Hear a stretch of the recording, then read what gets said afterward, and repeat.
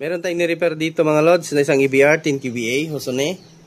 So ang problem nito, low voltage yung output. So panoorin niyo yung video natin at nang may share ko sa inyo idea.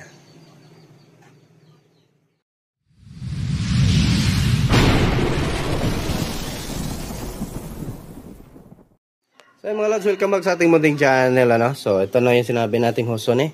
So ito, SBC 10 kVA na automatic voltage regulator, servo motor control. So ang problem daw nito ay walang voltage output. May power naman pero walang output. So ito yung titignan natin. At bigla lang daw ito no. Siguro nag-surge current or fluctuate. So ito yung tatrabahuin natin. Then next, amplifier. Ano ba ang next nito? Yung yung powered mixer na PB, yun yung in-next natin. And then concert na clone, recondition, and then DB audio, EB502 ata yun, na yung equalizer, so recondition din. And then next, yung ating powered mixer din, ulit na Yamaha. Tapos meron pa. So ayan. Ayan, bago natin ito simulan mga lods, baka hindi ka pa nakasubscribe dyan sa ating munting channel.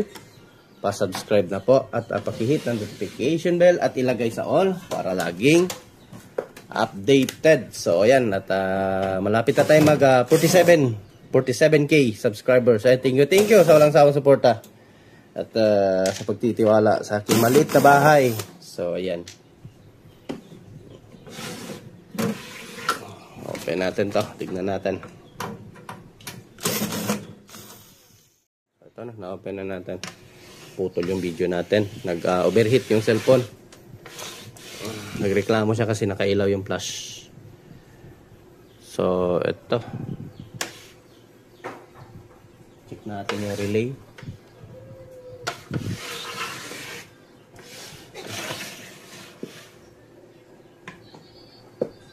Intact naman.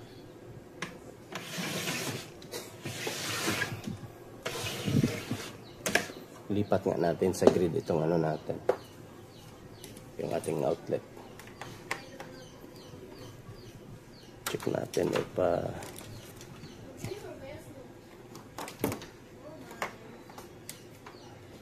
kung iikot ba. Check natin.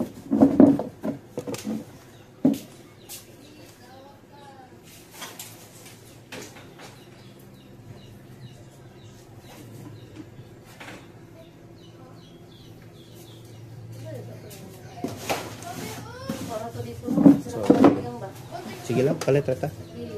So, testing natin kung iikot ba talaga to. Uy, umiikot naman.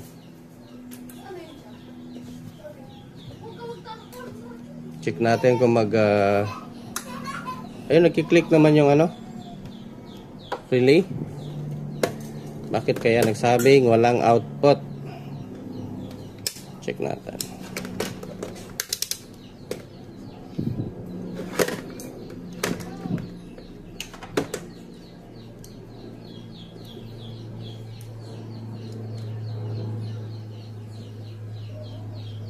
So, low voltage. Yun lang, wala tayong digital na tester. Hanapin ko muna yan. Kalimutan ko kung saan ko nailapag mga lods.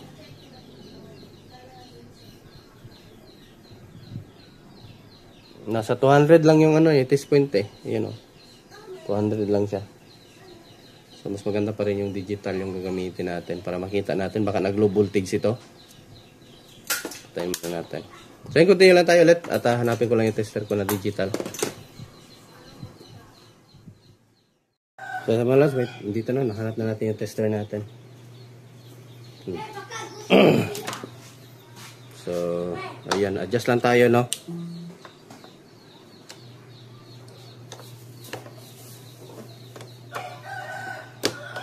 Try natin. Ang hirap pa naman dukutin ng pang-add dyan. Doon pa talaga, sa dulo. So, check natin kung ilang volts ang output nito.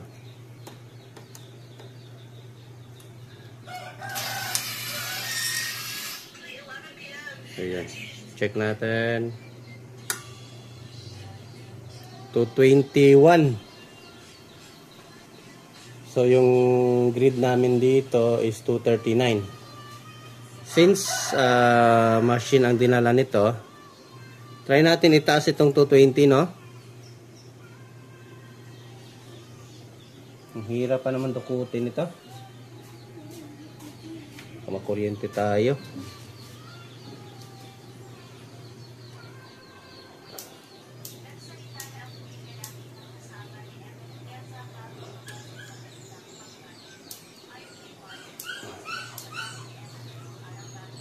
So yun, nagbabago. Na-adjust siya, maganda siya mga lods. Pwede kang mag-adjust sa kanya ng naka-on. Ayun, tumatakbo. Kung napapansin niyo mga lods, tumatakbo yung ating voltage arm yan. Oh. So yung voltahe natin 224 na. Ayun. 225. Dalawang ikot eh.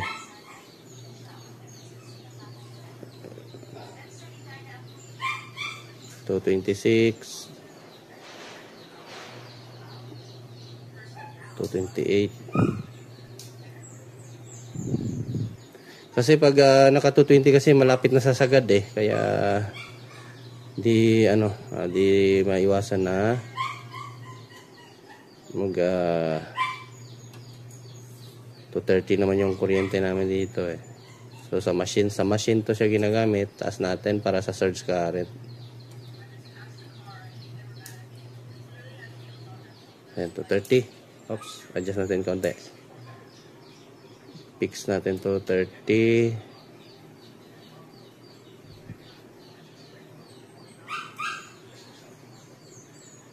Siya bumabalik.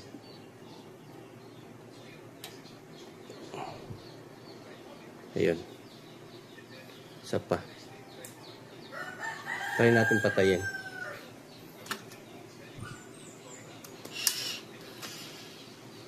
So, yan.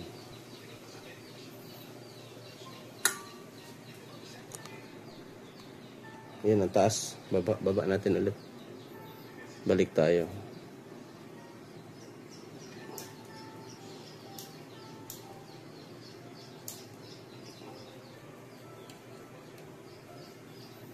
Patayin natin ulit. So, kailangan pa rin talagang patayin para makuha mong eksaktong voltahe.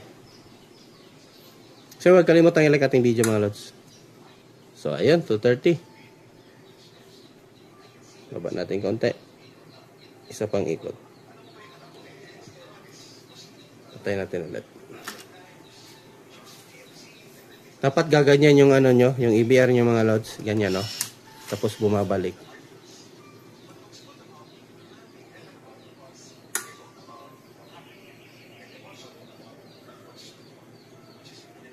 So, yan, goods na yan. 229, 230. Naglalaro lang siya sa 229, 230. Try natin, lagyan ng blower. No? Testing natin.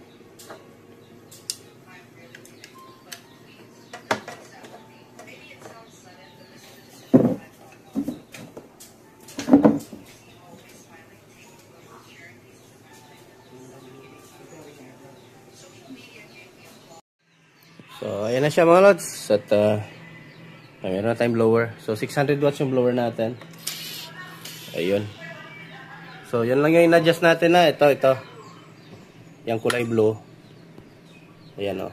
Yung dyan, yung kulay blue na yan. Yan yung in-adjust natin. Yan o.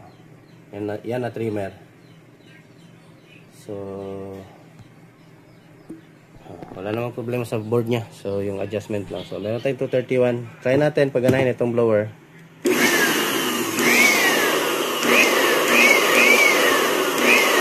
So, ayan.